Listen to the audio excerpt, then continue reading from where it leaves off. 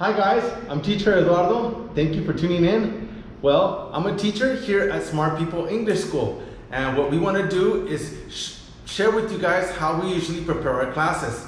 Now, we're not going to use any book. We're not going to concentrate on any book, but we're gonna work just with the grammar. Today, we're gonna review what is possessive adjectives. Just working with he, his, and she, her. Just to differentiate between the both of them. Now, we usually use this kind of graph in our or this study planner in our classes, where we have the start and the finish of the class.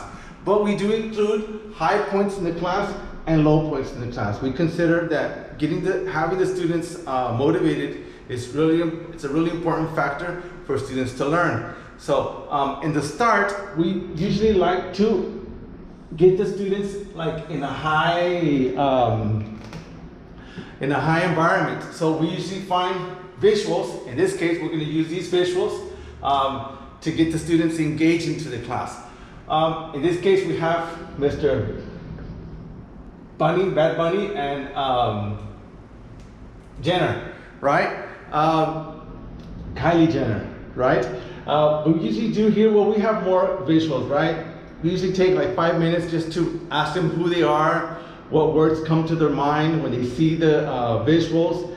And exactly, usually students will say, we can flash the visuals to the students, or we can put them up on the board and they can stand up and they can web it, right? Just words that come up to their mind. For example, we can have Jenner. They'll probably say something like rich, or pretty. Bad Bunny, they'll probably say something like famous, or something like cool.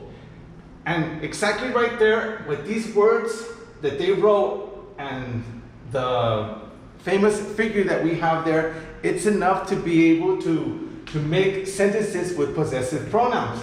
For example, we'll say something like, Bad Bunny is a famous singer. We can use he or she. In this case, Bad Bunny, will use he. He is, or you can make the contraction, he is cool. And then from there, we can also we can then present the his. His music is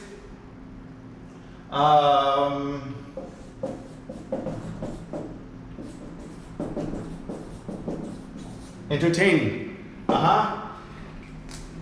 And we can do the same thing with Kyle. Obviously, if you have more space on the board, you would make a sentence here and put a sentence over there. And here exactly, usually students feel more comfortable when we talk about a definition, in this case with the grammar. He, I usually say, since my classes are given in English, is the person, and his is the possessive. To help students understand a little bit more the possessive, I'll usually put an object. Since we're using basics, you could use other words, right? Words that us teachers know, but students more or less, since it's a Latin word, object helps them understand that it's a possessive.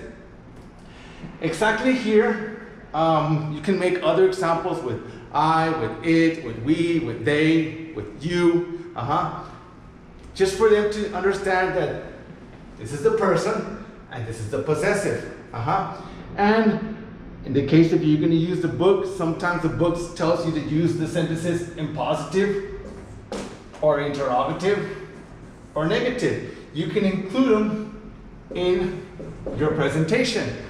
Now, by this point, students are not in a high point. Your grammar presentation usually takes, or should take, 5 to 7 minutes. And usually they're already like right here, maybe at this stage, from a high to a low. From here, they go to the books. Then in the book, they usually practice what you presented in the grammar. And exactly after here, it's recommendable to get them back up on the high point. Since they did something on their book or they wrote the information in the book, it would be recommendable for students to either stand up, have them stand up and share the information. This will get them back in a high mood, energy mood, where they're walking around sharing their answers. And obviously they will have different kinds of answers, and usually you can see, or they'll probably write when they're in the book, the common mistakes that they'll make, something like he music. This is very common that students make mistakes with this grammar. Or she hair. What I usually do is have them just circle the mistake and have them go back, not give them the answer, to the grammar presentation where they see, oh, that's right. He is the person, it's not a possessive. So it should be a possessive, sorry. So it should be his music or her hair. And and circling the answers will help them. There's another part of the class, but the video will be very extended. So we just want to show you guys how we start off the class, how we engage the class in, what we use with the visuals, how we present it, how you can get them back to the high point, and in my other videos, I will show what we usually do to get the students to practice the grammar. Well, I hope you guys liked it. I hope you guys subscribe and click like, and don't forget to push the bell button. Thank you very much. Bye.